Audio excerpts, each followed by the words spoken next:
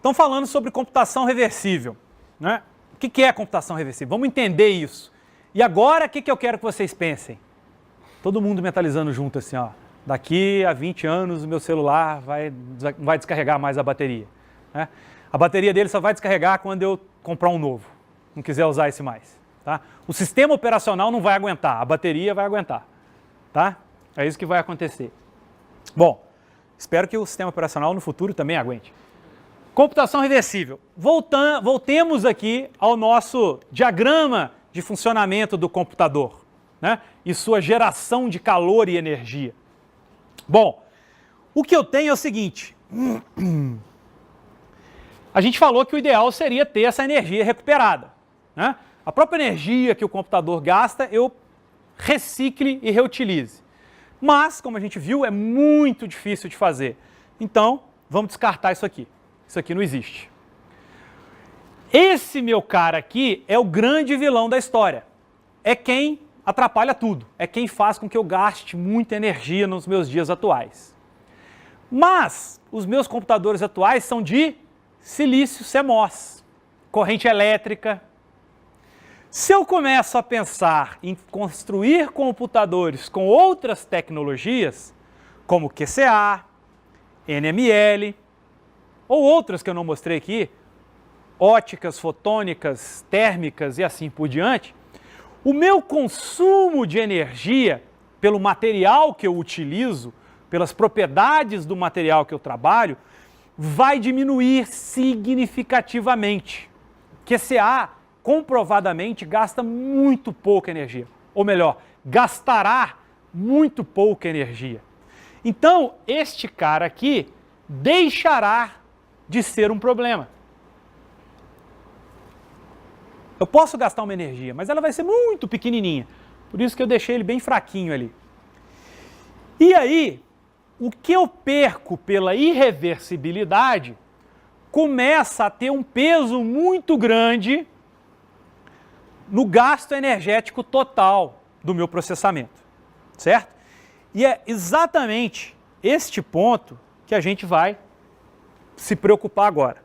O que é este gasto da irreversibilidade?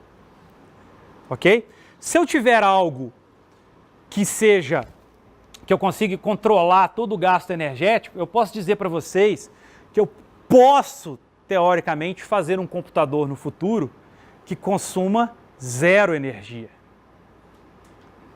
Como? É complicado. Se um dia a gente vai chegar lá, acho que não. Mas se eu já diminuir demais, chegar no limite muito baixo de consumo de energia, eu já ficaria muito satisfeito. Vocês ficariam satisfeitos de carregar seus celulares por 2 minutos a cada mês, né? Como a gente falou aquela hora. Bom, então vamos ver o que é essa perda da irreversibilidade. Vamos falar um pouquinho desse consumo de energia. Em 1949, o von Neumann, vocês conhecem bem, estimou que a energia mínima dissipada pela troca de um bit é igual a esse valor aqui, ó, kBT ln de 2. A única variável que eu tenho aqui é T, que é a temperatura, né? Então, se eu estou aqui em temperatura ambiente, 300 kelvins aproximadamente. Kb é uma constante chamada constante de Boltzmann, muito pequenininha, alguma coisa a 10 a menos 34, eu acho, não sei. E aqui um logaritmo de 2. Bom, isso foi a suposição de von Neumann em 49, observe, quando os primeiros computadores surgiam. Eles já estavam preocupados com esse consumo energético de computador. O transistor ainda usava fralda, né, com clips, né, fraldas de clips. Mas aí, o Landauer, um outro cara fantástico, em 61, ele falou, olha, não é a troca de 0 para 1 que gera essa energia.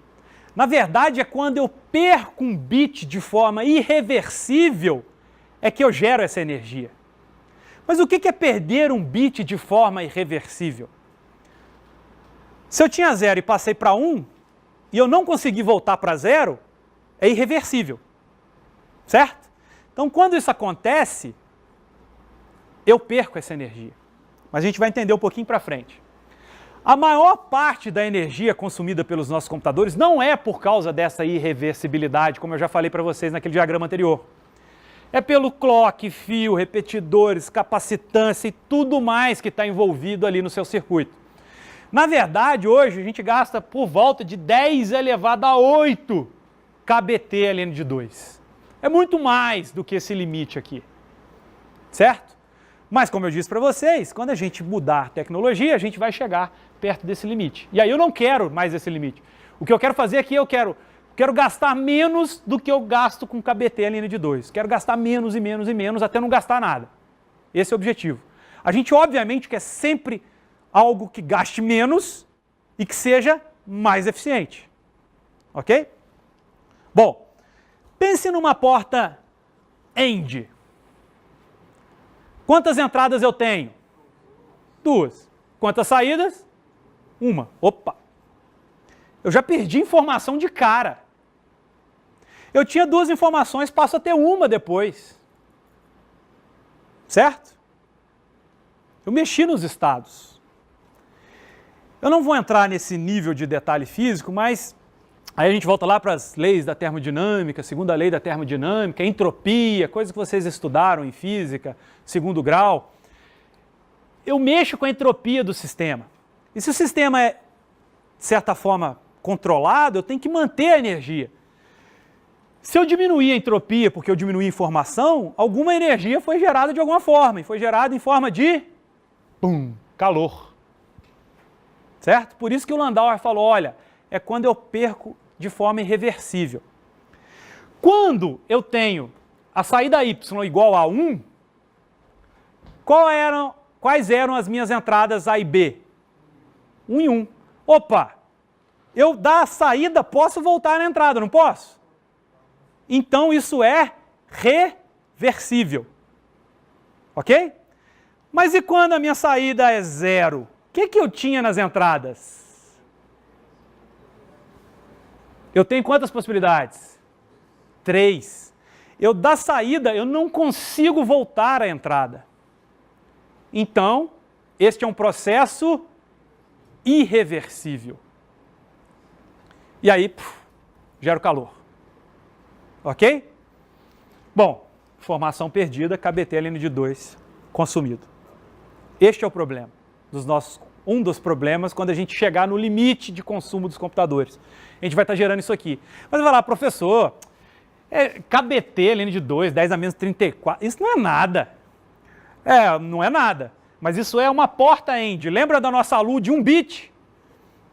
Que numa porta, tinha uma porta NAND, uma porta OR, tinha um somador, e mais um monte de outras coisas que tem no processador trabalhando ao mesmo tempo, vai gerando calor, vai gerando calor, vai gerando calor, vai gerando calor, vai gerando calor, e consumindo energia.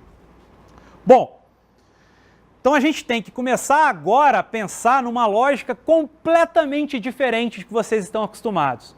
Eu tenho que pensar numa lógica que seja reversível, ou seja, que sempre que eu tenho uma saída, eu consigo voltar à entrada. Aí eu não perco informação. Isso vai mudar bastante o curso de ISL de vocês, né? Mas vocês já vão estar aposentados, então vocês não vão ter tantos problemas. Ou não, hein? As coisas andam depressa. Aí vocês vão estar no mercado e vocês vão ter que fazer Ciência da Computação 2. Fazer Enem de novo e voltar para a universidade. Né, Felipe? Vai ser bom ter alunos novos aqui de novo, né? A gente vai fazer escola de verão reciclável. Bom, para que eu tenha uma lógica reversível, eu sempre tenho que ter um mapeamento 1 para 1, ou seja, propriedade bijetora. O que isso quer dizer? Uma entrada, um conjunto de entradas só leva a um conjunto de saída, porque esse conjunto de saída sempre vai levar a esse conjunto de entrada. Ok? Vocês conhecem uma porta reversível, uma porta NOT. O inversor é uma porta reversível. Se eu tenho 0 na saída do inversor, é porque eu tinha 1 na entrada. Se eu tenho 1 na saída, é porque eu tinha 0 na entrada. Propriedade bijetora. O conjunto de entrada 0 só leva a um conjunto de saída, que é 1. E o conjunto de entrada 1 só leva a um conjunto de saída, que é 0. Certo? Se eu coloco um inversor e um inversor na frente, eu volto para a informação que eu tinha antes. Não perdi a informação. Então é uma porta reversível, simples, ok? Então eu preciso da propriedade bijetora e primitivas, logicamente, reversíveis ou invertíveis, que se invertem, ok? Bom, então eu preciso de uma computação que funcione assim, ó. Eu vou e volto com a informação e nunca perco durante o processamento. É óbvio que na hora que eu fiz o meu processamento e quero colocar uma nova entrada, aí eu vou ter que apagar a entrada anterior. Aí eu vou consumir energia. Mas observe que eu vou estar consumindo energia apenas quando eu troco os conjuntos de entrada. Quando eu apago um conjunto de entrada para colocar outro. Como é que é?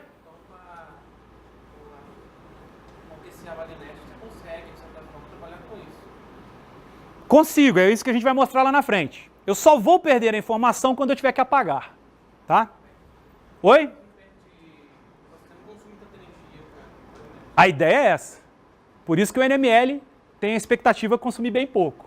Aliado a isso aqui, melhor ainda. Mas se eu usar o NML fazendo porta-end, eu vou estar perdendo informação de qualquer jeito. Eu tenho que tomar cuidado de como eu trabalho com ele. A gente vai ver isso lá na frente, quando a gente juntar as duas coisas. Bom, o que eu preciso para fazer computação geral? Né? Eu preciso. Computação geral é baseada em armazenamento, eu guardo informação, eu transmito informação, fio, né? Sem fio eu não conseguiria fazer nada. Né? Ah, consigo, né? Vocês acabaram de ver aqui rede sem fio e eu falo que sem fio vocês não conseguem fazer nada. É óbvio que consegue. Mas aqui o ar está servindo como um fio. Eu estou transmitindo a informação de alguma forma. Certo? Eu tenho um canal de comunicação. Ou a água, você chegou a falar do subaquático também? Então, a água. Eu preciso de um canal para transmitir a informação. Eu estou usando o ar aqui para transmitir informação para vocês o tempo inteiro. Eu preciso de processamento discreto de sinais. O que é processamento discreto de sinais? Fazer AND, fazer OR, fazer shift e assim por diante. Bom, então eu tenho que escolher primitivas que devem incluir esses blocos construtores para fazer os meus computadores. Então, como a gente já falou, a porta AND, a porta NAND, um fio, um inversor, eu consigo fazer o computador. Né? Então, e na computação reversível? É a mesma coisa. E quais são essas minhas primitivas? Eu preciso de um fio, e a gente chama aqui de fio unitário. E observem, o fio é muito curioso. Não sei se vocês perceberam, mas o fio é reversível. Óbvio que eu estou simplesmente jogando a informação daqui para lá, a informação é a mesma. Se eu posso colocá-la de lá, ela volta para cá. Certo? Então o fio é reversível. Imagine dois pontos, P0 e P1, no espaço-tempo. No espaço e no tempo. Certo? Se P0 e P1 estão separados espacialmente, ou seja, P0 está aqui e P1, espero que o Edilson esteja pegando a mesa aqui. P0 está aqui e P1 está aqui. Se eu passo a informação daqui para cá, isso é uma transmissão de informação, certo? Agora imagine que P0 e P1 estejam no mesmo local, certo? Sejam esse mesmo ponto aqui, ó, o copo da água. Ele faz isso e volta. Um fio que vai e volta para o mesmo lugar é simplesmente o armazenamento. Eu ando no tempo e volto para o mesmo lugar. Eu estou armazenando a informação que eu tinha um instante de tempo atrás. Então o fio unitário me serve tanto para transmitir quanto para armazenar a informação. Tá? Então de 0 eu levo para 0, de 1 eu levo para 1 e assim por diante. E agora é que vem a grande sacada. Para que eu tenha o computador totalmente reversível, o meu processamento discreto de sinal tem que ser reversível. A gente já viu que a porta AND não é, a porta OR não é, e aí a porta XOR não é, o multiplexador não é, e tudo, quase todas as portas não são reversíveis. Eu preciso de portas reversíveis. E aí eu vou apresentar para vocês uma porta lógica nova. Quem conhece a porta de Fredkin aqui? Quem já ouviu falar disso alguma vez na vida? Meus alunos estão permitidos levantar a mão. Porque senão eu ia cortar todas as bolsas de vocês, porque não é possível, que nem meus alunos estão sabendo isso. Bom, como é que a porta de Fredkin funciona? A porta de Fredkin ela tem 3 entradas. Vamos lá, entradas. Pronto, 3 entradas. Que eu chamei de C, depois vocês vão entender por quê. I1 e I2. Quantas saídas? 3. Lembra que eu tenho que ter propriedade bijetora. Se eu tiver menos saídas do que entrada, eu não consigo fazer essa propriedade 1 para 1. Ok? Então eu tenho 3 saídas. C, O1 e O2. E como que ela funciona? Como é que a porta de Fredkin funciona logicamente? Perdi a paciência. Vou no teclado. Funcionamento. Imagine que a entrada C é 1. Certo? Eu tenho a entrada 1 e a entrada 2. A minha entrada C1 vai para a saída, direto. Ela passa reto. Ela é simplesmente isso. A entrada C, ela vai para a saída. Certo? E I1 e I2 também vão para a saída. Em reto. É óbvio que da saída eu posso voltar para a entrada. É basicamente 3 fios, levando a informação daqui para lá. O que eu consigo fazer logicamente com isso? Nada. Então, para que serve essa porta? Porque o que está faltando? A outra metade da tabela verdade.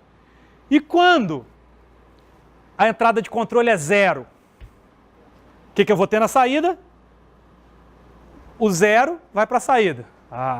Só vai o professor me falar agora que vai tudo para frente. É óbvio que é bijetor, né? Tudo tem na entrada, tem na saída. Mas não. Quando a minha entrada de controle é 0, acontece o grande mistério, que é uma coisa tão banal, as duas se invertem. I2 sai no lugar de 1 e I1 sai no lugar de 2. Eu continuo com a propriedade bijetora, obviamente. Certo? Ok? E o que essa porta tem de tão especial? Ela é uma porta universal. O que isso quer dizer? Eu posso fazer qualquer coisa com ela. Então, se eu usar porta de Fredkin em vez de porta IND, porta OR, porta XOR e assim por diante, eu faço a computação que eu quiser, reversível. Ok? Certo? Bom, vamos ver como essa mágica funciona, né, para ficar mais interessante. Vamos ver essa porta com essa seguinte configuração. Eu coloquei uma entrada A ali em cima, uma entrada fixa em 1 aqui no meio e uma entrada B aqui embaixo. Ok? O que eu tenho na saída? Vamos lá, é fácil. O que eu tenho na minha primeira saída aqui? A, obviamente. O que eu tenho na saída do meio aqui? Depende de A. E o que eu tenho na saída de baixo? Depende de A. E o que é essa dependência?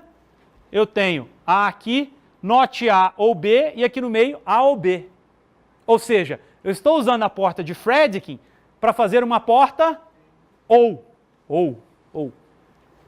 Certo? Ok? Por que eu deixei esse do meio verde? Porque é a lógica que eu queria. Ou, os outros dois caras aqui são simplesmente lixos. O que eu faço com lixo? Jogo fora? Não, se eu jogar o lixo fora, perdi informação. Então o lixo tem que caminhar comigo durante o processamento. Isso pode ser ruim, mas pode ser bom também. Olha só, estou levando o A para frente. Eu não posso querer usar o A lá para frente? O A não é tão lixo assim não, ele é uma entrada aqui, ué. Certo? Ok? Bom, então vamos ver o funcionamento. Imagine, só para vocês concordarem que aquilo ali é uma porta OU. A é 1, aqui é 1 e aqui é B. O que eu tenho na saída? O A, obviamente, vai para lá, 1. E quando o controle é igual a 1, o que acontece? Simplesmente passa direto. Se A é 1, então o cara aqui já é 1, porque é OU. Se A é 1, não precisa nem olhar para B. Concorda? Bom, e quando A é 0? O 0 vai lá para frente. E o que vai sair aqui no meio? B. Opa, se B for 0, 0 com 0, 0 ou 0, 0. Se B for 1, 0 ou 1, 1. Então o B sai ali no meio. E eu tenho a porta OU funcionando. Certo? Eu posso ter várias portas. Ó, porta OU, porta NOT. Várias configurações diferentes. Fan out, entro com um A, saio 2 As. Na verdade, a porta norte e a porta fan-out é a mesma porta. Depende da entrada, da saída que eu quero pegar. Se eu pego os dois A's aqui, é fan-out. Se eu pego o A barrado, é NOT. Eu posso usar as duas coisas. Por isso que a síntese lógica desse tipo de circuito é algo que vem sendo muito estudado hoje na literatura. Existem vários pesquisadores criando circuitos novos com isso, para ser menor. Ok? Bom, como exercício para casa, para vocês trazerem para mim semana que vem, quarta-feira de cinzas. Projetem a porta AND com a porta de Fredkin. Ok? Podem ir no YouTube e colar. Eu deixo. Bom, outras portas reversíveis. Só existe a porta de Fredkin? Não. A porta de Fredkin é interessante, é uma porta universal. Existem outras portas. Universal não, mas existem algumas outras portas interessantes, tipo a porta de Toffoli, a porta de Feynman, Controlled Not, Controlled Not e assim por diante. Ok? Bom, como eu crio então um computador reversível? A ideia é que o meu computador reversível seja assim, ó.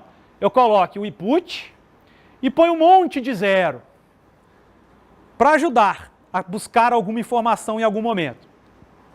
Eu computo e tenho o meu input de volta lá e meu output.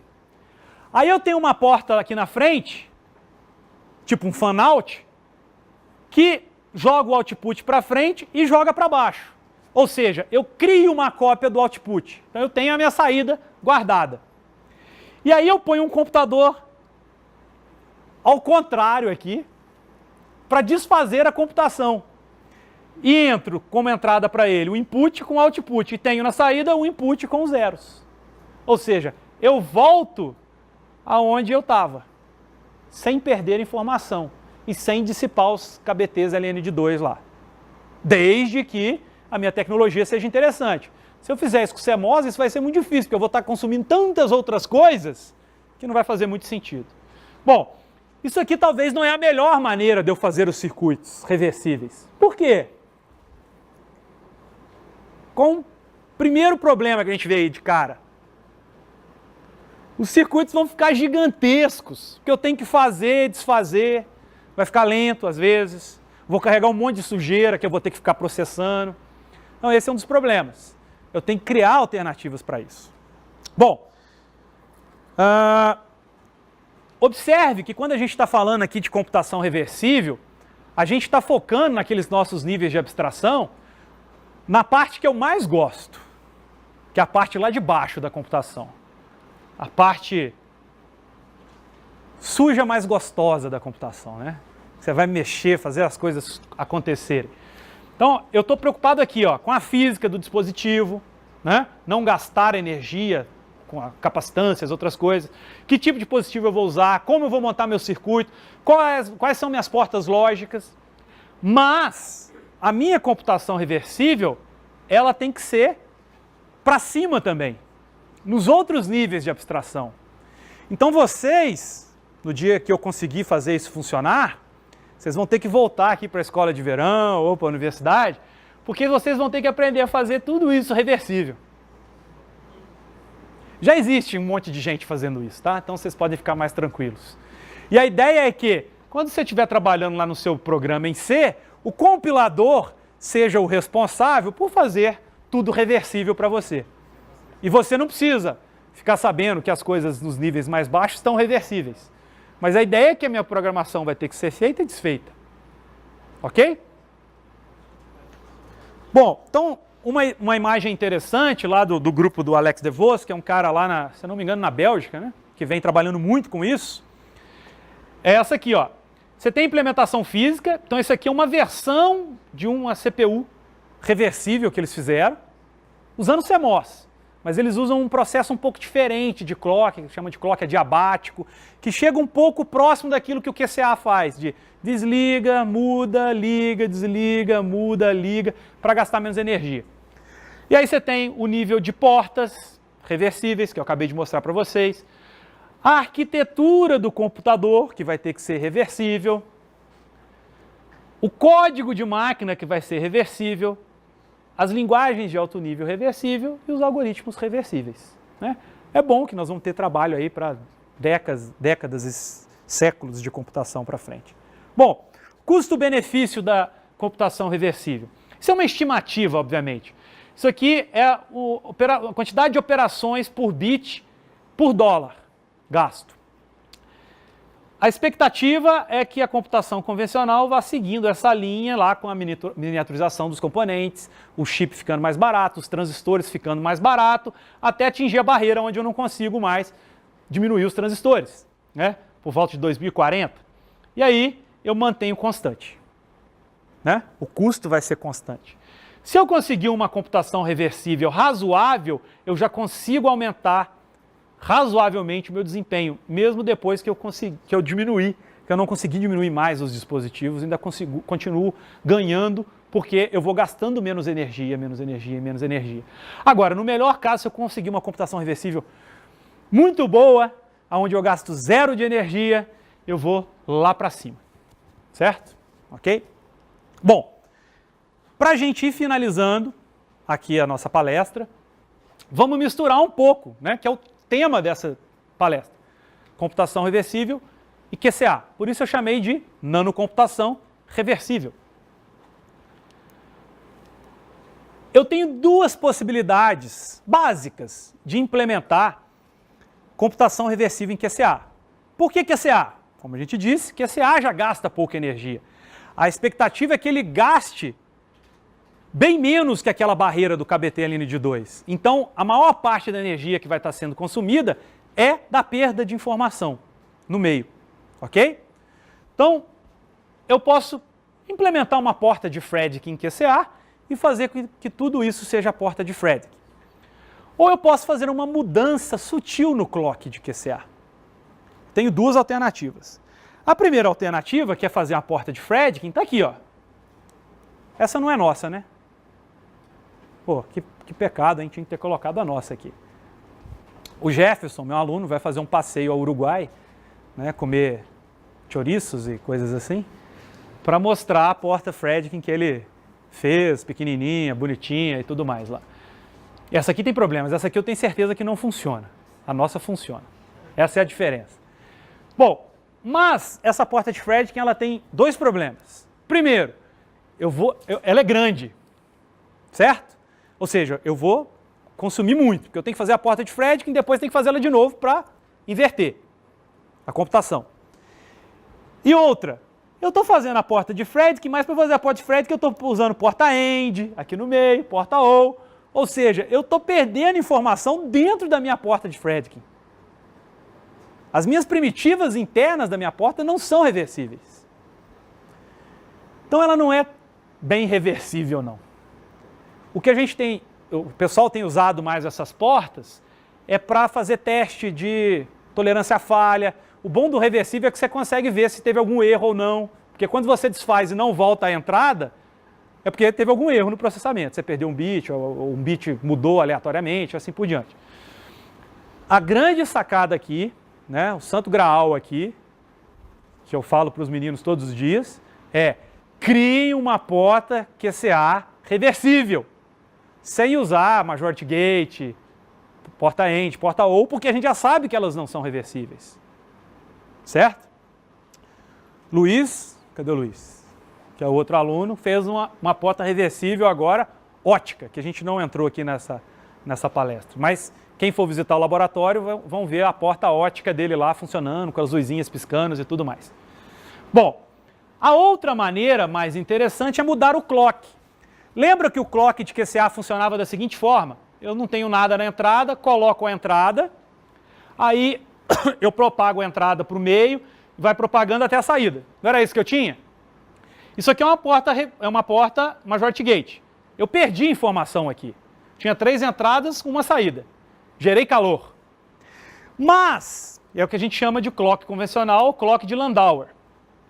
Se eu usar o clock de Bennett, que é um clock novo, que eu faço o seguinte, eu entro com a informação, passo para frente, só que em vez de passar para frente desabilitando as células de trás, passando de hold para release e depois relax, eu mantenho ela em hold. Eu mantenho ela em hold até o sinal sair aqui, ó. Quando o sinal sair, eu passo para cá e começo a desabilitar. Ou seja, eu não apago a entrada em nenhum momento. A entrada fica armazenada. E isso o magnético me ajuda muito. O magnético eu posso manter ele lá. Eu só vou apagar quando eu tiver que entrar com um novo conjunto de entrada. Porque eu quero processar outra coisa agora. Eu não quero fazer A0 e 0. Agora eu quero fazer 0 e 1. Então eu tenho que trocar as entradas. Não tem jeito. Tem que apagar aquela antiga. Aí eu gasto energia. Mas só para isso. Ok? Não no processamento. Isso aqui tem uma desvantagem. Tem uma vantagem clara. Os circuitos não são grandes. Continuam do mesmo tamanho. Tem uma desvantagem clara. Qual é? Tempo. Eu vou gastar muito mais e vou perder a questão do meu pipeline. Né? Então, uma forma de tentar fazer isso é tentar algo intermediário. Eu faço reversível por partes. Eu faço reversível, guardo no registrador e aí volto. Enquanto eu estou desfazendo essa computação, o cara da frente pega o resultado do registrador e começa a computar. E aí, na hora que esse cara aqui estiver voltando, esse aqui já vai estar indo para frente de novo com a nova informação. Eu vou ter pipeline de novo, mas num nível mais alto. Ok? Não lá no nível de células, mas no nível de circuitos mesmo. Como se fosse o pipeline do computador.